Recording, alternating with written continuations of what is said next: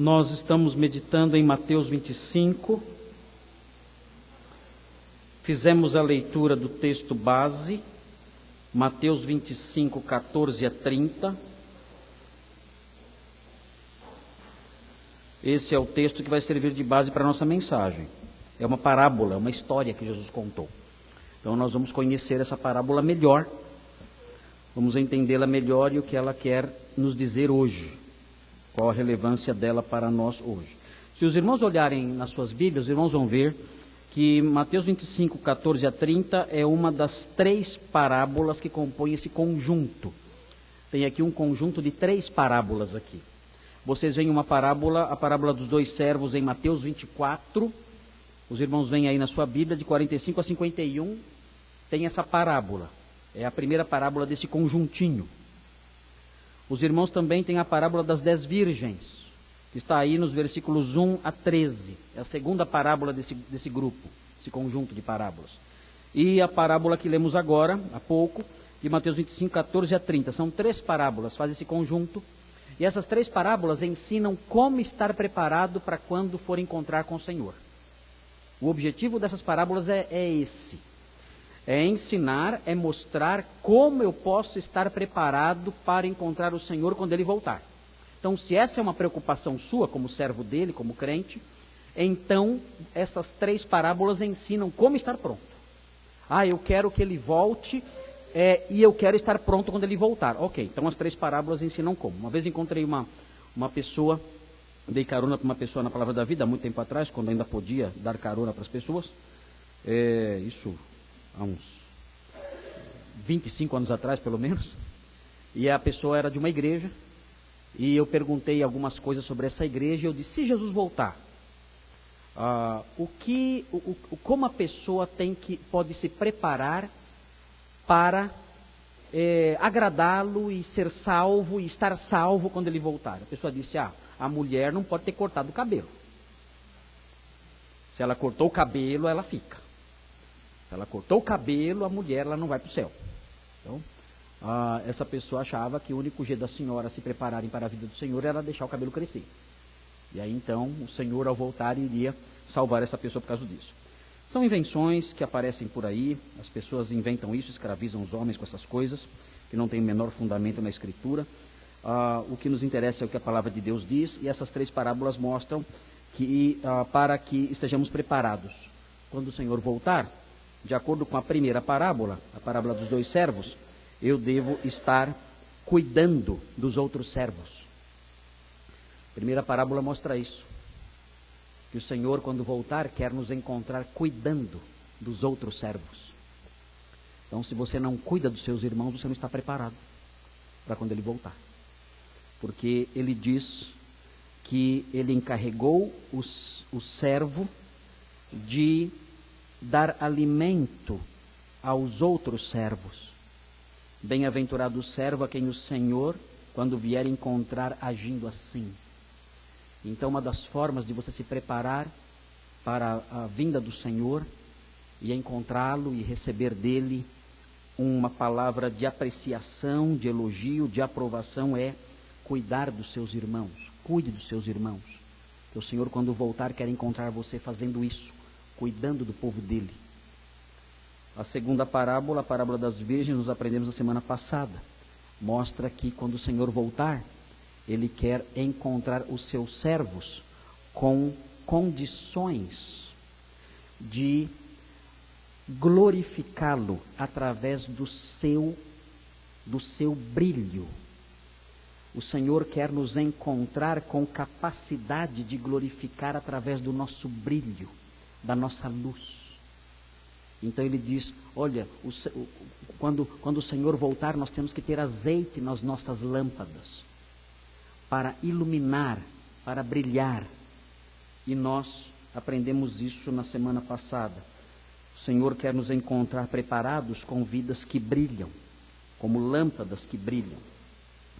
E este texto, esta parábola que nós lemos agora, essa parábola mostra que o Senhor, Ele, quando voltar, Ele quer nos encontrar fazendo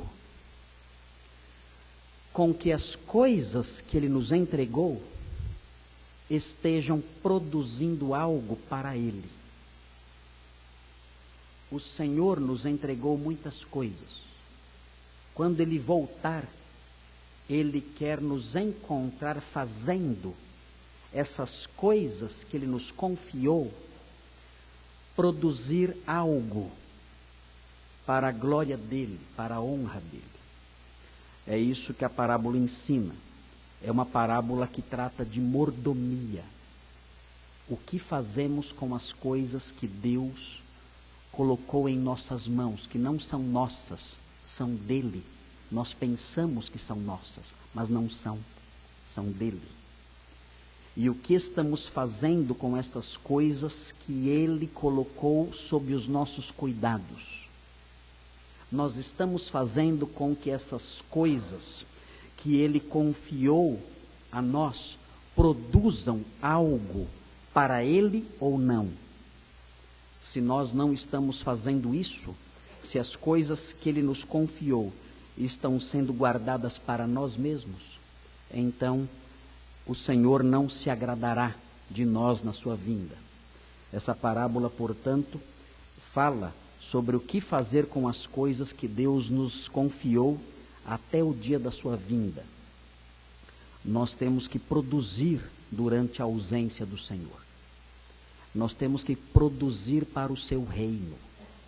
E nós temos que produzir para o seu reino usando as coisas que Ele deixou em nossas mãos.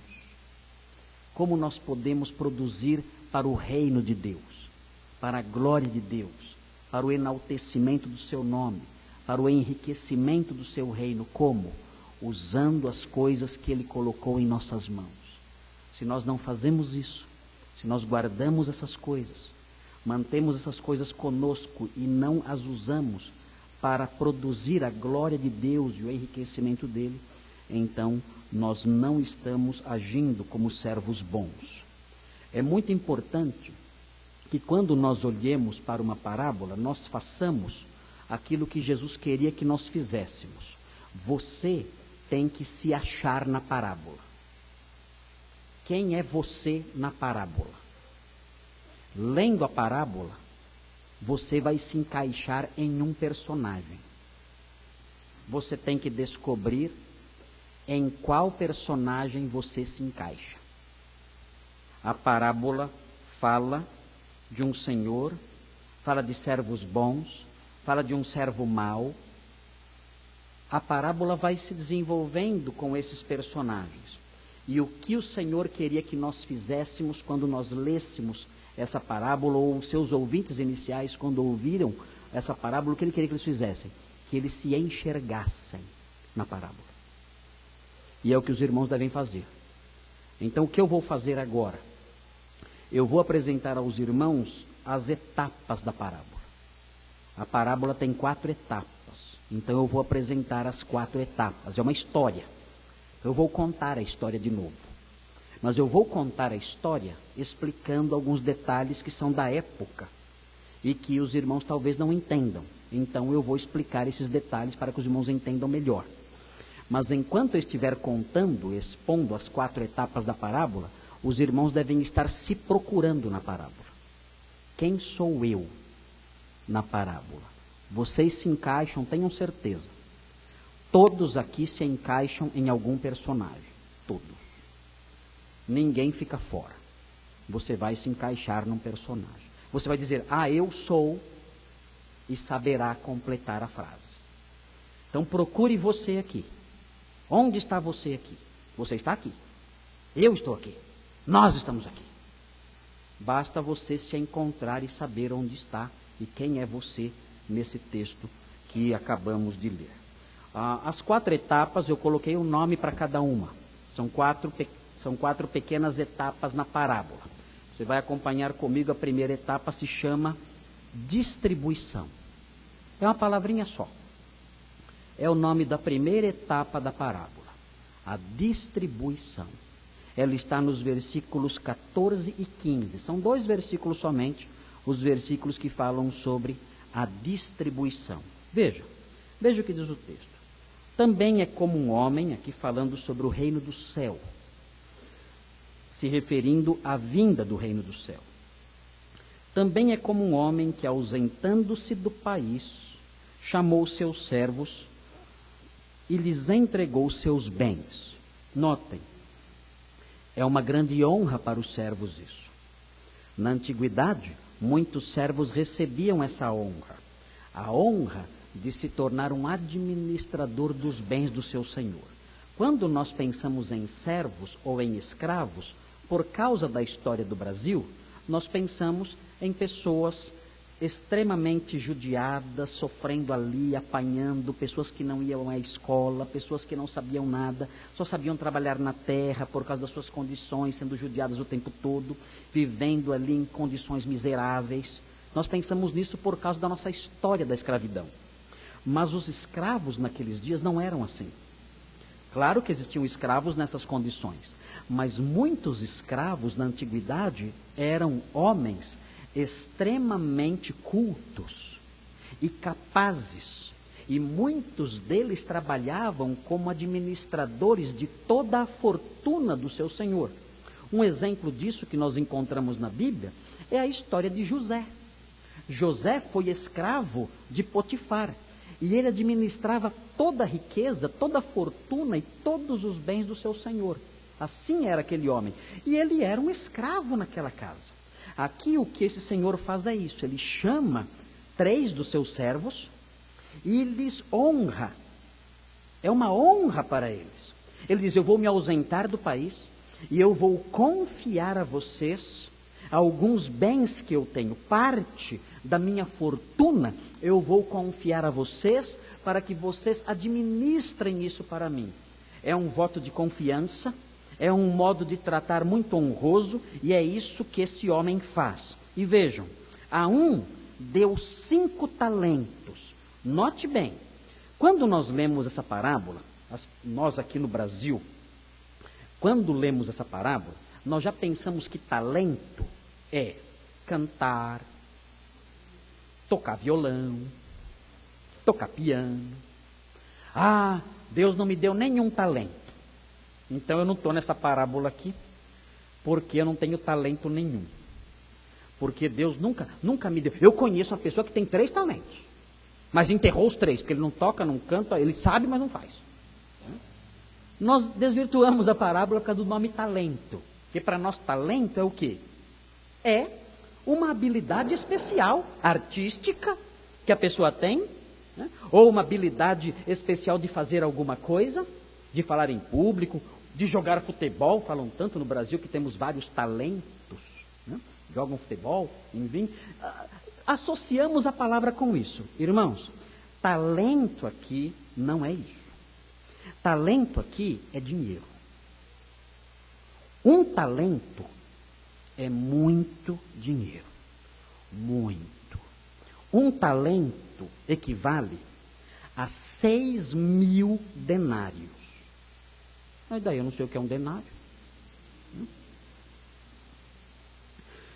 Um denário é o que era pago para um dia de trabalho. O trabalhador, o jornaleiro na Bíblia não é quem vende jornal. Tá bom? Desaparece lá, né, na parábola do filho pródigo, né? Ah, trata-me como um dos seus jornaleiros. Nossa, esse homem devia ter muitas bancas de jornal, né? Vendia jornais, não. O jornaleiro na Bíblia é a pessoa que trabalha uma jornada. Isso é o jornaleiro, né? Trabalha uma jornada. Por uma jornada de trabalho, por um dia de trabalho, a pessoa ganhava 1 denário. Esse era o pagamento para um dia de trabalho. 1 talento de prata, que é o caso aqui, não é talento de ouro, é um talento de prata. 1 talento de prata equivalia a 6.000 denários. 6.000 dias de trabalho. É muito? Isso 1 talento. Ele chamou um servo e deu 5 talentos. São 30.000 dias de trabalho. Esse homem, com esse dinheiro, com o equivalente a 30.000 dias de trabalho, ele poderia contratar por um ano, se levar em conta 300 dias, um ano de 300 dias, tirando os sábados, as festas, né? 300 dias, arredondando. Ele poderia contratar 100 empregados para trabalhar um ano, durante um ano, teria dinheiro para isso. 30 mil dias. Se fosse um empregado só, imaginem só. Um empregado só, esse empregado trabalharia 100 anos para ganhar 30 mil talentos. 100 anos. É mais do que o Isaac ganha. É bastante. 100 anos para ganhar 5 talentos. Esse servo recebeu uma grande quantia. Muito grande, uma fortuna. 30 mil denários, 5 talentos. É muito dinheiro. E o texto prossegue dizendo, a outro deu 2 talentos. 12 mil denários. Muito dinheiro. 12 mil dias de trabalho. Poderia contratar 40 empregados por um ano. E ao terceiro vocês pensam, coitadinho, esse aqui ganhou pouco. Pouco? Ele recebeu outro. Ele deu 1 talento. Muito dinheiro. 6 mil denários. É bastante dinheiro. Ele poderia contratar 20 empregados durante um ano. Poderia fazer esse dinheiro render muito. Era bastante. Mas vejam, ele faz isso, é dele, o dinheiro. Ele coloca nas mãos dos empregados para que os empregados façam ali uso desse dinheiro, aplicando esse dinheiro, trabalhando com esse dinheiro. E ele sai em viagem. O dono é ele. Ele distribui como quer os seus bens, a quem ele quer, do modo como ele quer. Ele é o Senhor e o dono de tudo. Esses talentos representam o que na parábola? Tudo que Deus colocou nas suas mãos. Tudo. Não só suas habilidades, mas tudo. Sua casa, seu salário, o seu carro. Tudo que Deus colocou nas suas mãos são esses talentos aqui. Para alguns ele deu bastante. Para outros ele deu menos. Mas é dele. E ele faz a distribuição disso como ele bem entende. Muito bem. A história então continua. E chegamos então na segunda etapa da história. A segunda etapa da história se chama administração. Como se chama a primeira? Distribuição. Acabou a distribuição nos versículos 14 e 15. Agora vem a administração, é a segunda etapa. A segunda etapa está nos versículos 16 a 18. Vamos ver a administração como foi. O que havia recebido 5 talentos, 30 mil denários, foi negociá-los quando? Imediatamente. Como assim foi negociá-los? Esse homem, ele pensou, eu tenho que aplicar esse dinheiro. Eu tenho que fazer isso aqui render. Eu tenho que encontrar maneiras de fazer com que esses 5 talentos se multipliquem. Eu não sei quando o meu Senhor vai voltar, mas isso que ele me deu não é meu, e eu tenho que usá-lo para usar esses talentos para fazer com que ele se enriqueça ainda mais. E ele então, o texto diz que ele imediatamente foi negociá-los. Nós não sabemos o que ele fez. Nós sabemos que certamente ele correu riscos, era muito dinheiro. Muito dinheiro. Ele deve ter corrido riscos, pessoas perigosas. Quando alguém vai aplicar dinheiro, investir dinheiro, isso é perigoso. Imagine se você recebesse 100 anos de salário. O que você faria? Jogava tudo na poupança. Não. Há outras aplicações que rendem mais. Você teria que estudar um pouco. Ou talvez estudar muito. É muito dinheiro. Qual é a melhor forma de você aplicar esse dinheiro? Isso tira o nosso sossego. Eu tenho um amigo que é rico. E eu perguntei para ele se ele aplicava em ações. Ele disse, olha, Dá trabalho aplicar em ações. Por quê?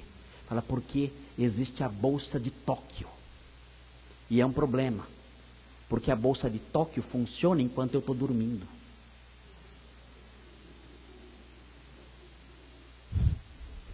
Então, se eu quiser fazer boas aplicações, levando em conta, inclusive, a Bolsa de Tóquio, eu não posso dormir. Quando a Bolsa de Tóquio está funcionando, eu tenho que estar acordado. E quando a Bolsa de Nova York está funcionando, eu tenho que estar acordado também. Então, é muito difícil, é trabalhoso. Eu coloco o relógio para despertar de madrugada, para eu poder entrar na internet e fazer lá minhas pesquisas e estudar e ver como está se comportando o mercado para poder fazer os meus investimentos corretamente. Dá muito trabalho investir. Imagina essa fortuna toda. É trabalhoso, você fica preocupado, você não dorme direito. Você tem que ler bastante, estudar bastante, conversar com as pessoas, fazer cursos, talvez, de como melhor aplicar o seu dinheiro. Será que é momento de aplicar no mercado imobiliário? Será que é o momento de contratar empregados e aplicar em agricultura, em gado? O que eu vou fazer? Eu vou investir em ações? O que é melhor fazer agora com o dinheiro? Eu não sei. Talvez esse servo tenha perdido algum dinheiro em alguma aplicação mal feita. Talvez tenha tido que correr atrás de alguns prejuízos para recuperar o que tenha perdido. Mas é trabalhoso isso. É trabalhoso. Mexer com grandes fortunas, administrá-las, aplicá-las, dá muito trabalho. Fiquei com dó do meu amigo. Eu queria ser rico, agora não quero mais. Falei, o quê?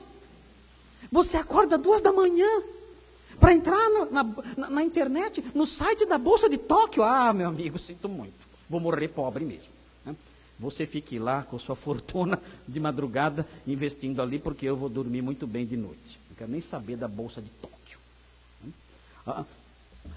Nós sabemos que dá dor de cabeça. Algumas pessoas, alguns irmãos aqui tentaram, inclusive, fazer aplicações, estudar o mercado, perderam recursos, tiveram dores de cabeça, sofreram com isso, porque é trabalhoso mexer nesse campo de negócios, de investimentos, de administrar uma fortuna desse tamanho. Não é fácil, é difícil. Os empresários não dormem. Dormem mal, sofrem, envelhecem, desenvolvem úlceras nervosas, ficam pressionados debaixo de tantas coisas. E esse servo fez isso.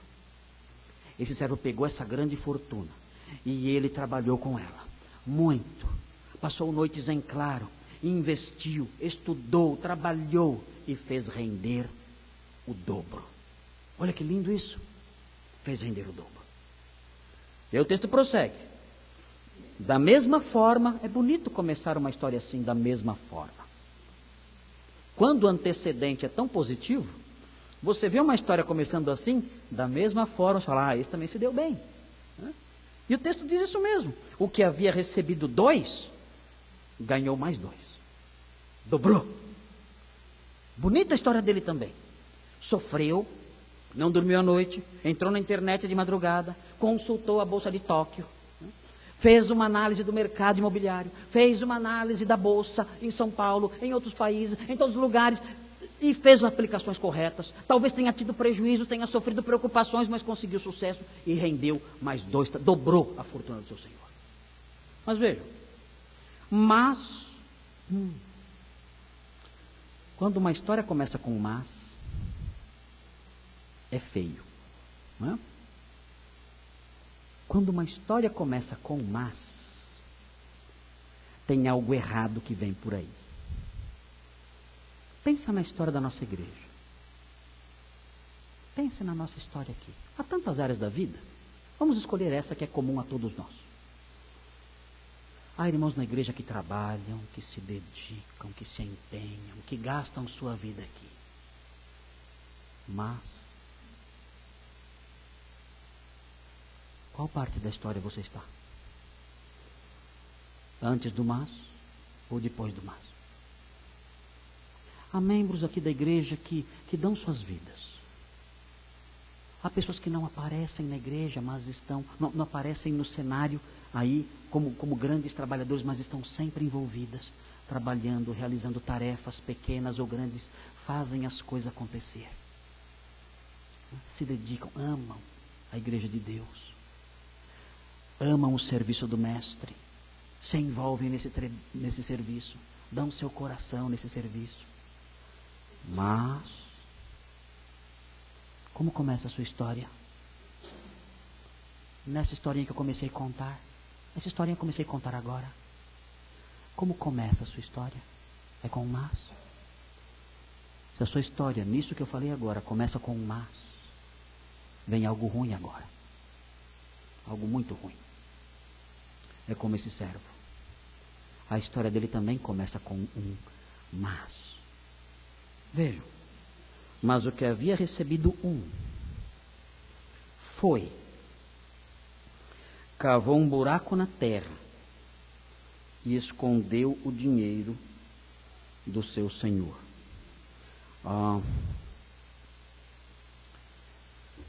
Vejam, esse homem, ele era desonesto? É um ladrão? Não, não é um ladrão. Ele gastou dinheiro com coisas erradas? Não, nada disso. Pessoa boa, não gastou dinheiro com coisas erradas, não fez nada de errado com o dinheiro do seu senhor. Ele fez o que era comum fazer na época, muitas pessoas faziam isso. Ele cavou um buraco e enterrou o dinheiro. Nós temos a parábola do tesouro escondido, que fala de um homem que achou um tesouro num campo, quando estava cavocando, e vendeu tudo que tinha e comprou aquele campo, por causa do tesouro que tinha lá. Parece que na época era comum esconder dinheiro debaixo da terra. Lugar seguro, ninguém vê. Foi o que ele fez. Ele cavou um buraco e guardou ali o dinheiro do seu senhor. Um talento, ele tinha um talento. Pesa 25 quilos. São 25 quilos de prata. Ele cavou um buraco, um buracão. Cavou um buracão e enterrou. Eu sei quanto pesa, eu sei porque essa semana a minha esposa quis ser jardineira. E ela comprou 5 sacos de 25 quilos de terra. Adivinha quem carregou os sacos? Fui eu. Então eu sei quanto pesa 25 quilos. A diferença é que eu tive que carregar 5 sacos. Esse aqui carregou um só. Ele pegou a prata, 25 quilos de prata, cavou um buraco e enterrou. Foi o único trabalho que ele teve. Só isso. Nada mais. Enterrou. Deixou. Sabem o que ele queria? Sossego. Sossego. O quê? Eu? Acordar de madrugada para ver como está a Bolsa de Tóquio? Eu fazer cursos de investimento? Eu fazer análise de mercado? Eu passar a noite preocupado sem saber qual é o melhor investimento? Eu vou perder meu tempo fazendo? Jamais. Eu quero sossego. Esse negócio de investimento é um negócio arriscado. Pode dar tudo errado.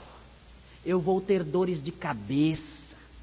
Eu posso ser passado para trás. Eu posso ter prejuízos. Eu não quero saber disso. Quer saber? Eu vou guardar bonitinho aqui. Quando o Senhor voltar, entrego para Ele. E vivo a minha vida sossegado, sem problema nenhum. Talvez já dê para alguns se verem na parábola. Talvez agora seja possível você olhar para a parábola e se enxergar nela. Talvez algumas pessoas possam se enxergar agora aqui. Porque nós vemos esse discurso na boca de muitos crentes. Eu não quero dor de cabeça. Eu quero ir lá, adorar o meu Senhor bonitinho na igreja. Acabou o culto, passem bem até a semana que vem, se não tiver jogo do Brasil. Até a semana que vem, até logo. Não quero dores de cabeça. Não quero. Quero sossego. Sou um servo, mas eu não quero correr riscos não quero ter trabalho. Eu quero ser um servo, mas eu quero deixar as coisas que o Senhor me deu, me confiou, bem quietinhas no seu lugar. Bonitinhas. Obrigado, Senhor. Agradeço muito por tudo isso, mas eu não quero, é arriscado. É arriscado se envolver no trabalho. É arriscado se envolver com esses investimentos. Isso tira a nossa tranquilidade.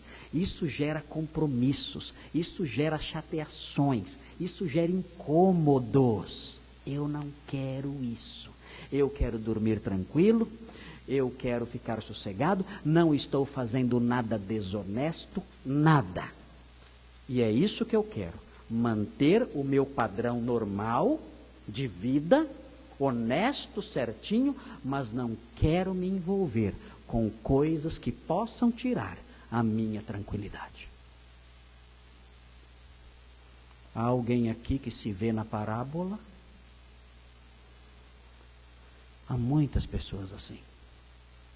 E o Senhor Jesus Cristo quer que façamos isso, que nos vejamos na parábola. Nós temos que olhar e pensar, quem sou eu na parábola? Eu sou o homem que foi viajar? Não, não sou. Esse eu sei quem é. Eu sou o homem que recebeu 5 talentos?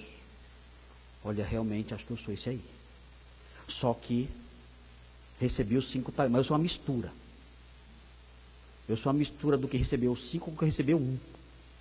Eu recebi bastante, mas não uso nada do que Deus me deu para o seu trabalho.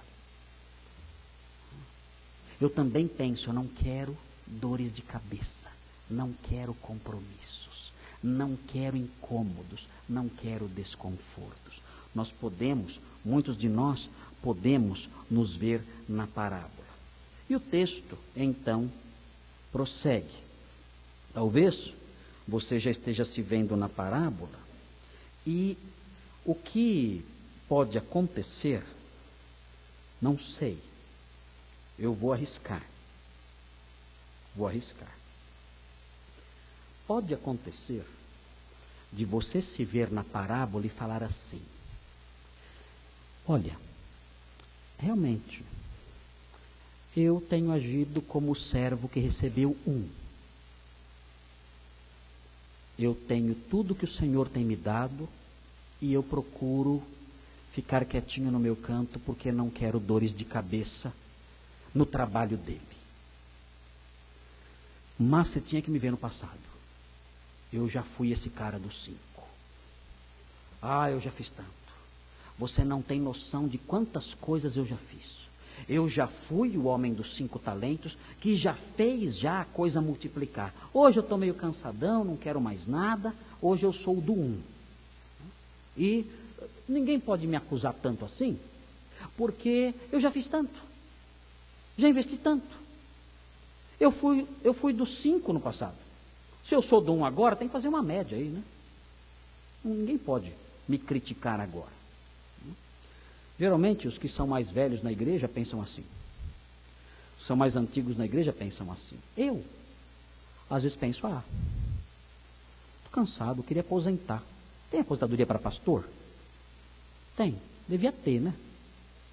Queria aposentar.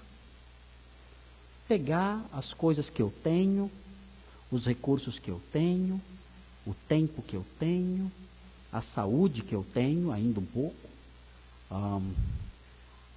o tempo que eu tenho, tudo que eu tenho, e chega de dor de cabeça, chega de sofrer aí atrás de investimentos, investindo as coisas que Deus me deu no reino. Vamos parar com isso, eu quero aposentar. Nós somos tentados a isso.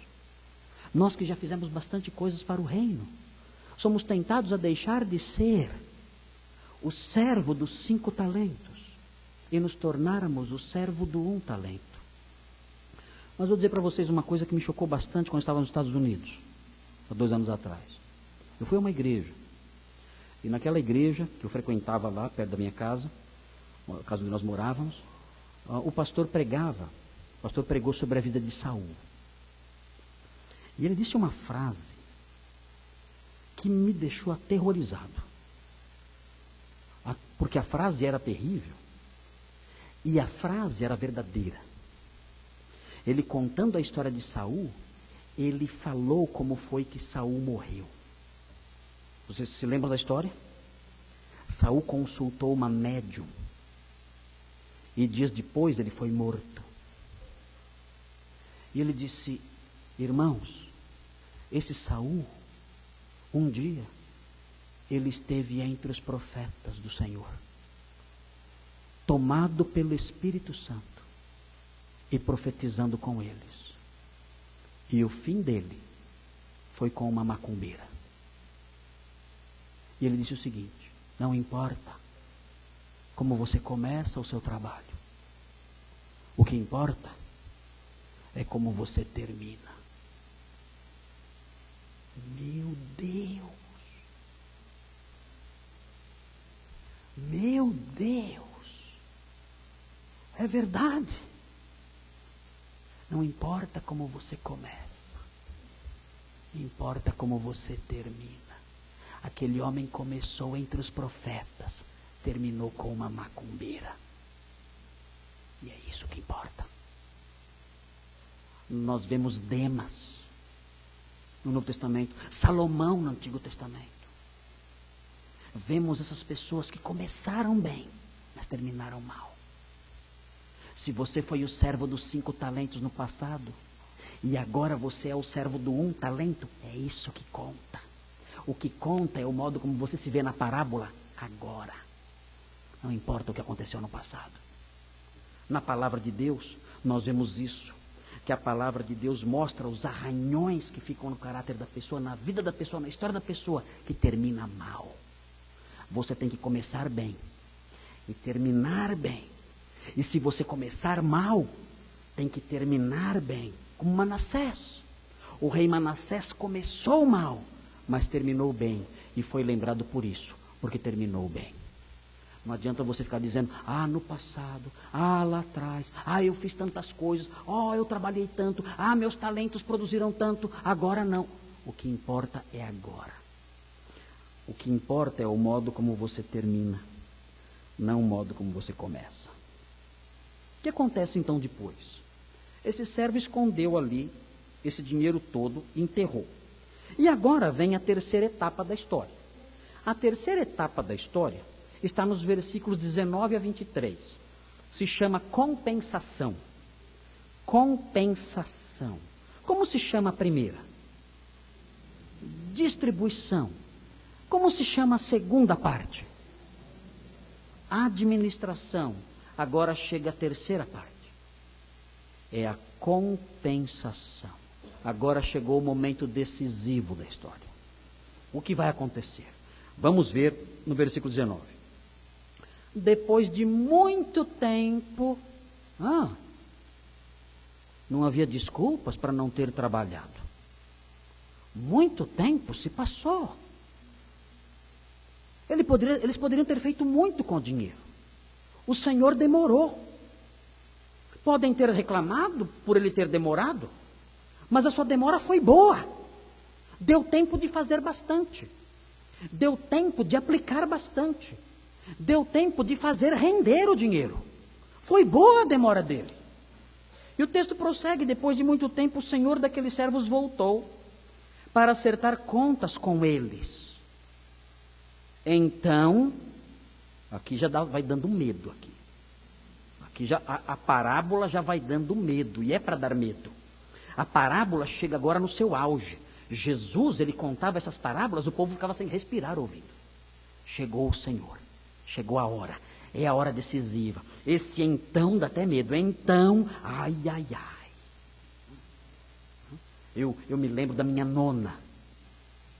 A minha nona, como nós somos de origem italiana, nós chamamos de nona, a nona e o nono. A minha nona Helena, foi por causa dela que a minha filha chama Helena, vai fazer aniversário agora dia 11. Minha filha mais bonita.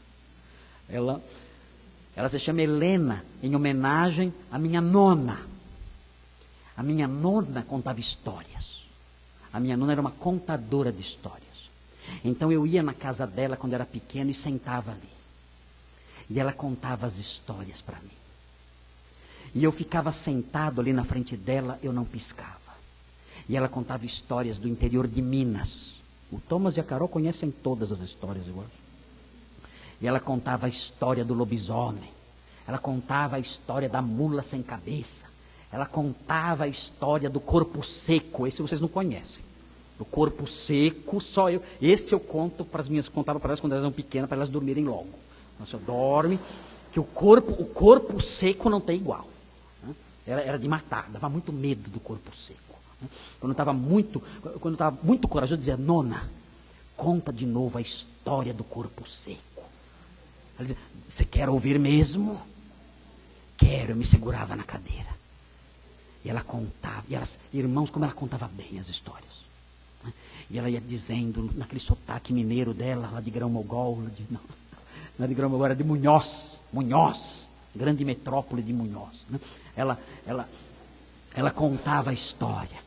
E ela ia dizendo: quando chegou meia-noite, ai.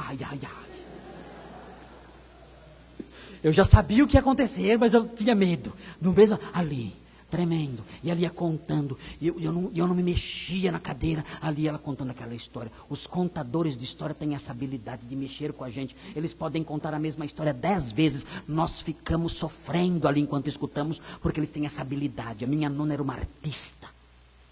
Ela contava história como... Eu nunca conhecia alguém que contava histórias como ela. E eu ali, vidrado nela, e ela contava e chegava no ápice da história, eu estava ali tremendo. E eu saía, quando acabava a história, havia um silêncio assim na cozinha. Eu quieto. E ela falava: até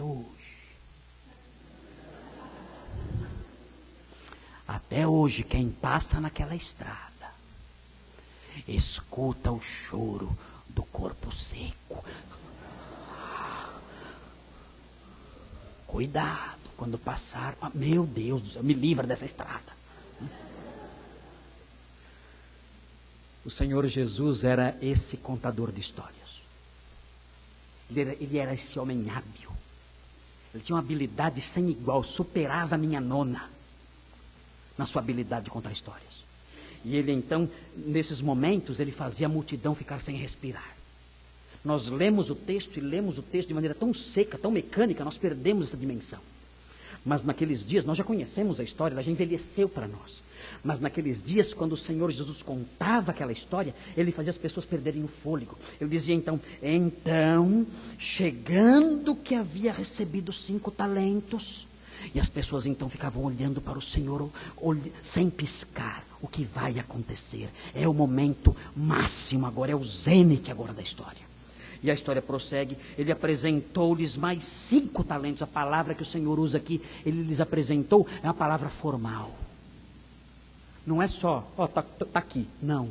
Aquele servo, ele fez como que uma espécie de cerimônia, uma oferta. Ele se apresentou àquele senhor e mostrou a ele: eis aqui, o Senhor me deu 5 talentos, eis aqui outros 5. O Senhor tinha 5, agora o Senhor tem 10. E existe na construção dessa frase, existe uma tônica de satisfação, de alegria. Eu estou feliz, porque eu usei aquilo que o Senhor me confiou. E aquilo que o Senhor me confiou promoveu o seu engrandecimento, a sua riqueza, a sua glória, o seu poder. E eu estou contente com isso. Eis aqui, mais 5 talentos. E o Senhor então responde. É lindo ver agora, e agora nós temos conceitos surgindo aqui. Nós temos agora a construção de definições aqui que podem ser elaboradas por nós através disso. Veja o que acontece. E o seu Senhor lhe disse: muito bem, servo bom e fiel. O que é um servo bom e fiel? Nós aprendemos na parábola o que é um servo bom e fiel. Sabem o que é um servo bom e fiel? É o servo que faz com que aquilo que o Senhor lhe confiou produza. Esse é o servo bom e fiel. É o servo que pega tudo aquilo que o Senhor lhe deu e ele pensa: como eu posso promover a glória do meu Deus com as coisas que Ele colocou nas minhas mãos. Senhor, eu tenho esse carro. Como eu posso usar esse carro para a sua glória? Senhor, eu tenho este paletó. Eu tenho este sapato, eu tenho esta calça. Como eu posso usar essas roupas que o Senhor me deu para o seu louvor, para a sua glória, para a sua honra? Senhor, eu tenho esse salário que eu acabei de receber. Como eu posso usar esse salário de maneira que o Senhor seja glorificado, honrado, enaltecido e o seu reino se expanda? Como posso fazer isso? Não estou dizendo aqui, irmãos, para vender tudo para a igreja, não estou falando não. A vender tudo para a igreja, não é isso que estou dizendo. Mas como eu posso usar as coisas que Ele me confiou para a sua glória? Senhor, eu recebi um diploma. Eu sou formado numa universidade. Eu sou formado neste curso. Eu sou formado nesta outra coisa. Como eu posso usar esse diploma, essa formação que eu tenho, para a sua glória, a sua honra e o seu louvor? Como? Eu posso usar as coisas que o Senhor me confiou para que o seu reino se expanda e o Senhor seja mais glorificado e enaltecido neste mundo. Essa é a questão. E o texto diz que o servo bom e fiel é o servo que faz isso. Ele faz com que aquilo que Deus lhe deu produza para ele. Senhor, o Senhor me deu uma família. Como eu posso fazer com que a minha família engrandeça o seu reino? O Senhor me deu tempo. O Senhor me deu tempo livre. Como eu posso fazer para que o tempo que o Senhor me deu glorifique e enalteça o seu nome? Esse é o servo bom e fiel. E ele diz: foste fiel sobre o pouco. Pouco? 5 talentos? 100 anos de trabalho? Pouco? Esse homem é muito rico. Foste fiel no pouco. 100 anos. 5 talentos. 30 mil denários. O senhor chama isso de pouco? Sim, é pouco. Foste fiel no pouco. Agora você vai saber o que é muito. Agora você vai saber o que é muito. Você foi fiel no pouco. Sobre o muito te colocarei. Entra. Eu cheguei. Haverá um grande banquete. Eu cheguei. Haverá uma grande festa. Eu cheguei. Haverá uma grande celebração. Entra para a minha festa, para o meu banquete. E lembre-se, eu agora vou te colocar sobre muito. Você conhecerá agora o que é muito. Você conheceu pouco. Você pensou que 30 mil denários era muito? Doce ilusão, tolinho. Você não sabe o que é muito. Você saberá o que é muito agora. Eu vou te colocar sobre o muito. Mas antes disso temos uma festa. Entre para o meu banquete, entre para a minha festa. Vamos celebrar. Você foi fiel e eu quero celebrar com você. Meus irmãos, o Senhor nos colocará sobre o muito quando Ele voltar. Mas Ele colocará sobre o muito aqueles que foram fiéis no pouco. A Bíblia fala acerca disso. Eu quero apontar isso para vocês. Vejam o que diz 1 Coríntios 6. 1 Coríntios 6, 2 e 3. Você não vai acreditar. Vai dizer, não, eu não. Eu não. Vai dizer, eu não. Eu não tenho condições disso. Vejam o que diz aqui. 1 Coríntios 6, 2 e 3. Vejam o que o Senhor tem preparado. Vejam sobre o que o Senhor quer colocar você. Vejam.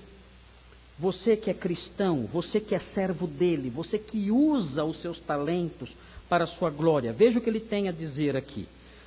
1 Coríntios 6, 2 e 3 fala assim: ou não sabeis que os santos julgarão o mundo?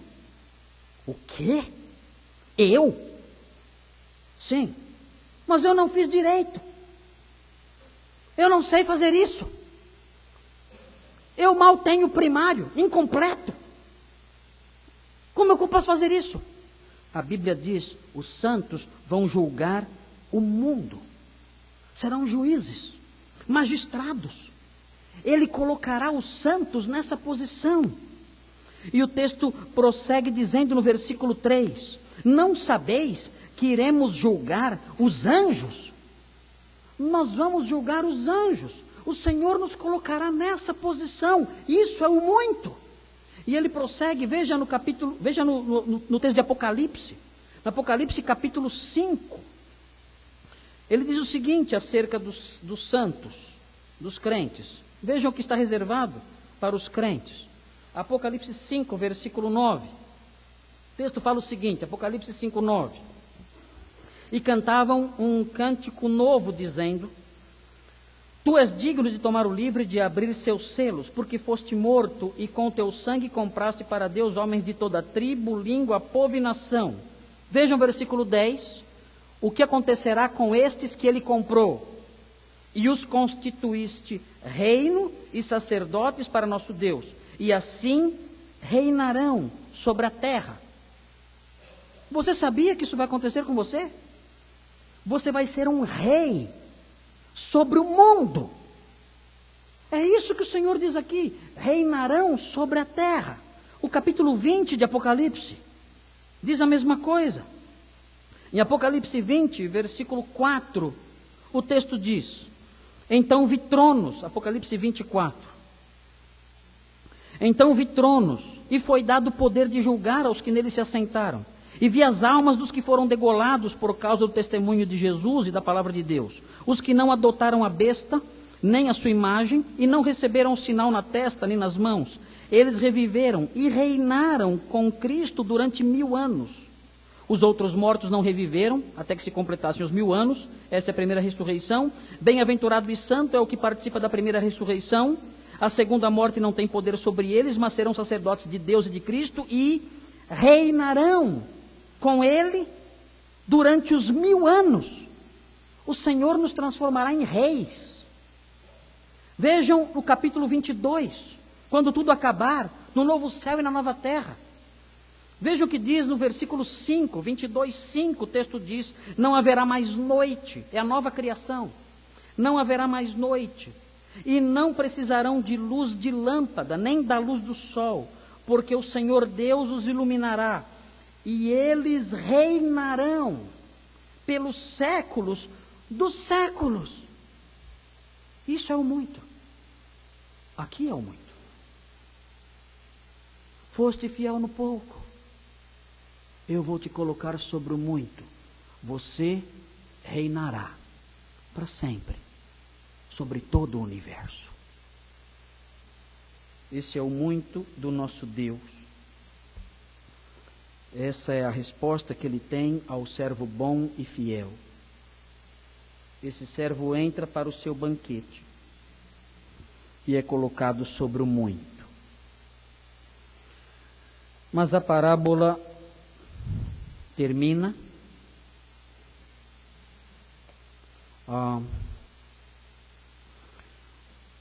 o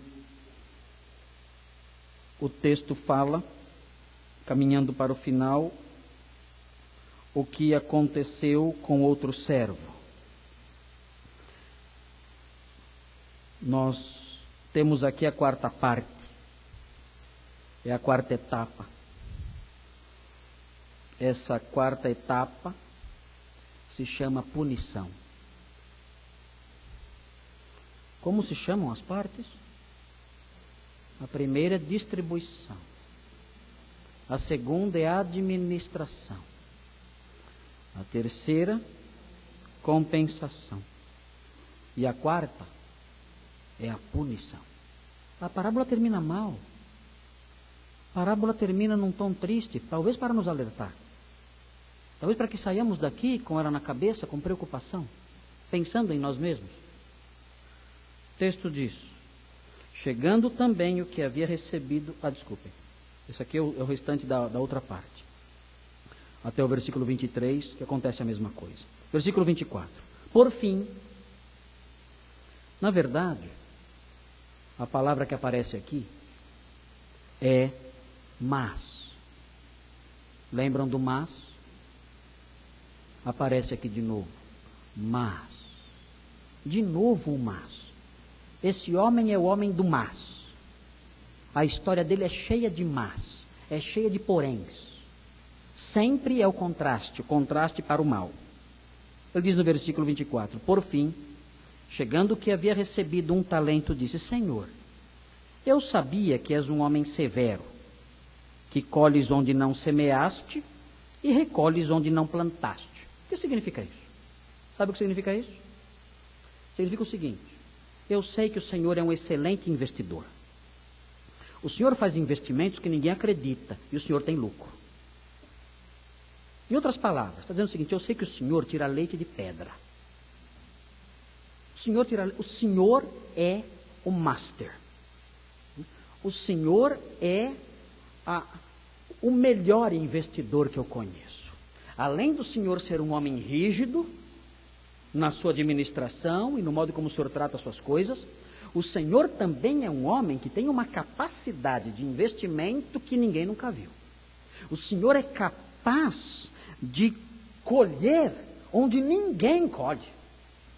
O Senhor é capaz de obter coisas de fontes que ninguém é capaz de obter. O Senhor tem uma visão de investimento que é impressionante. O Senhor nunca perde. O Senhor sempre ganha. Não tem gente assim? A gente fala que são pessoas que têm tino para os negócios, né? A gente olha: você vai comprar esse brejo? Vou comprar esse brejo. Ele compra o brejo por uma ninharia. E de repente aquele brejo se transforma em algo preciosíssimo. Ele tem visão, ele percebe, ele tem capacidade de avaliar as coisas e fazer investimentos que ninguém é capaz de fazer. É isso que esse servo está dizendo: olha, eu sei que o Senhor é um investidor de alto nível e eu fiquei com medo de fazer besteira. Eu sei que o Senhor é um investidor que quando o Senhor investe, o Senhor sempre ganha. Ele quis elogiar o Senhor, quis ganhar o Senhor com suas palavras, mas não é isso que conta. No reino dos céus, palavras não contam. O reino dos céus não é feito por palavras. Muitos dirão naquele dia: Senhor, Senhor. E o Senhor dirá: não conheço vocês. O reino dos céus não é feito de palavras. Os servos não são feitos de palavras, são feitos de ação. E ele diz então o que ele fez: eu sabia que és um homem severo, que colhes onde não semeaste, recolhes onde não plantaste. Então fiquei com medo. Essa é a desculpa dele. Ele quer dizer que ele é zeloso. Ficou com medo de perder o dinheiro do seu senhor. Então fiquei com medo e fui esconder na terra o teu talento. Aqui tens o que é teu. Não peguei nada para mim. Viu como eu sou bonzinho e honesto? Viu como eu sou zeloso? O quê? Não fez nada? Você não fez nada com o que eu te dei? Eu te dei 1 talento. Coloquei nas suas mãos. Para que você trabalhasse com isso. E produzisse com isso. E você está dizendo para mim que você não fez nada? Há servos maus que pegam aquilo que eu dei e usam, desperdiçam tudo. Não é o seu caso, você não fez isso. Mas você é tão mau quanto eles. Na minha visão, você é tão mau quanto os servos que pegam e gastam tudo e jogam tudo fora. É a mesma coisa para mim. Servo mau. O Senhor lhe respondeu: servo mau. E ele sabe qual é o problema. Ele diz: servo mau e preguiçoso, negligente. É isso que você é. Você é preguiçoso. Essa é a verdade. Você não estava com medo de ter problemas. Não era esse seu problema principal. Você não estava com medo de fazer investimentos e dar errado. Não era esse seu problema principal. Isso era só desculpa. Seu problema era preguiça. Você não queria trabalhar. Era esse seu problema. Você não queria dor de cabeça. Você queria sossego. Por isso você não trabalhou. Servo mau e preguiçoso. Sabias que colho onde não semeei e recolho onde não plantei? Devias então entregar meu dinheiro aos banqueiros. Poderia aplicar. em outras coisas. Somente isso. Nos dias de hoje, era como se o Senhor dissesse: ok, você não quis investir em imóveis, você não quis investir em ações, porque dá trabalho, então pelo menos deve ter colocado meu dinheiro na poupança. Não dá trabalho nenhum. Colocasse o dinheiro na poupança, quando eu chegasse a ter os juros. Mas nem isso você fez. Nem isso. Você enterrou. O que eu te dei não serviu para nada. Você não usou o que eu te dei para o meu serviço. E aí ele diz: tirai dele o talento, entregai-o ao que tem 10 talentos. Pois a todo o que tem, mais lhe será dado, e terá com fartura. Mas ao que não tem, até aquilo que tem, lhe será tirado. Lançai o servo inútil nas trevas exteriores. Ali haverá choro e ranger de dentes. A parábola termina com esse servo excluído da comunhão do Senhor. O que significa isso? É difícil pensarmos nisso. Está falando do inferno aqui? Se ele é um crente, se ele é um servo, isso não pode ser o inferno. Se ele é um crente, se ele é um servo, isso não pode ser a perdição eterna. Se ele é um crente, se ele é um servo, se ele é um de nós, então isso deve significar alguma outra coisa. João fala que nós pode acontecer de nós sermos confundidos na sua vinda, sermos envergonhados na sua vinda, passarmos por um momento de bastante constrangimento diante do nosso Senhor, quando Ele voltar, que Ele pode se posicionar diante de nós, severamente, com a postura severa, e sermos confundidos e envergonhados quando Ele voltar. Talvez essa hipótese seja a hipótese vislumbrada aqui, nessa figura. Pode ser isso? Nós não queremos isso? Nós não queremos ser envergonhados quando o Senhor voltar? Nós queremos ouvir as palavras que Ele disse aos outros servos: servo bom e fiel, você usou tudo o que eu dei para produzir para o meu reino. Queremos ouvir isso dele, e não sermos envergonhados na sua vinda. Mas pode acontecer também disto aqui ser sim o inferno. Pode ser. Sabem por quê? Porque pode acontecer de haver pessoas que orbitam entre o povo de Deus, que andam no meio do povo de Deus, e que são pessoas boas, e que são pessoas que estão na igreja, e que são pessoas de bom caráter, e que são pessoas que chamam o Senhor de Senhor, e que são pessoas que aparentemente o servem mesmo, mas na verdade são pessoas que não se comprometeram com Ele, não se comprometeram ao ponto de dizer: Senhor, eu sou teu, e tudo que eu tenho é teu. São crentes falsos. Eles caminham entre nós. Não são pessoas más, não são pessoas ruins, não são pessoas perversas que envergonham o nosso nome. Não.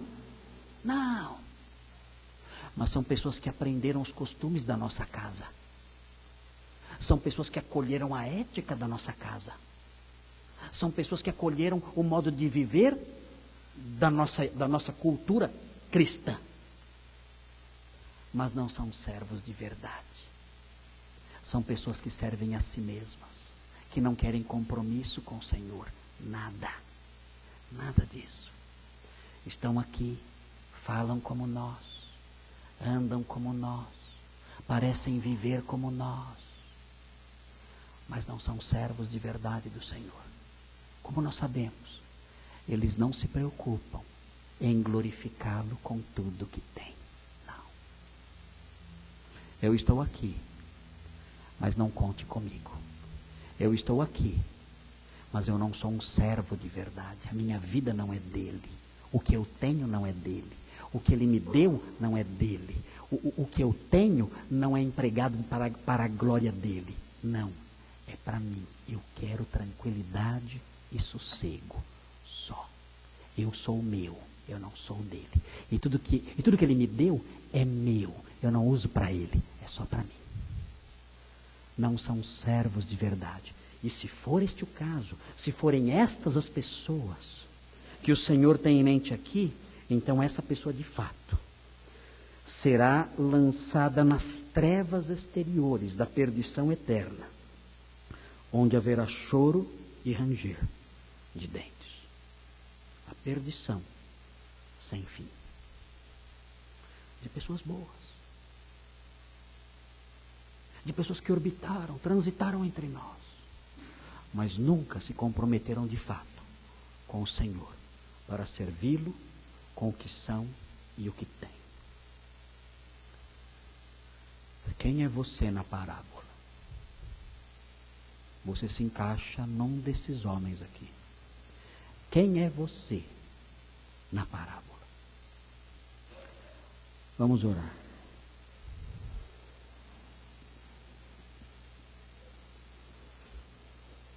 Senhor Deus, obrigado por esse texto sobre a mordomia cristã. Obrigado pela sua riqueza, pela sua beleza, pelas suas lições. Pedimos que o Senhor abençoe a nossa vida, porque se acaso nos enxergamos num desses personagens, que o Senhor nos mostre como devemos agir, para ajustarmos nossa vida àquilo que o Senhor quer, e estejamos sempre preparados para a vinda do Senhor. Nós pedimos isso em nome de Jesus. Amém.